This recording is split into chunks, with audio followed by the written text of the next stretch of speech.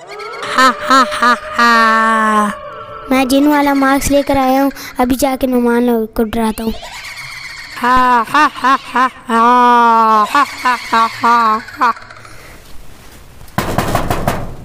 अभी मैं जल्दी जाके छुप जाता हूँ। कौन आया जाके देखता हूँ। ये जगह अच्छी है, इधर जाके छुप जाता हूँ। कौन? इधर तो कोई नहीं, आगे जाके देखता हूँ।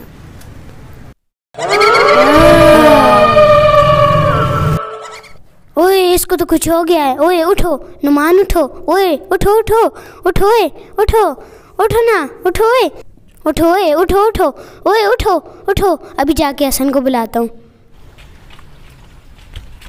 इसको क्या हो गया? उठो उठो उठो उठो, नुमान उठो, नुमान उठो। उठो। लगता है ये बेहोश हो गया। नुमान जल्दी पानी लेकर आओ। नुमान भाई आपको क्या हुआ था? इसने मुझे जिन बांध कर डराया था।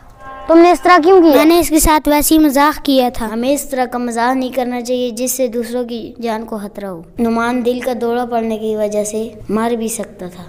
इस्लाम भी हमें इस तरह का मजाक करने से मना करता है। आइंदा किसी से इस तरह का मजाक ना करना। चलो आओ अब चलते हैं।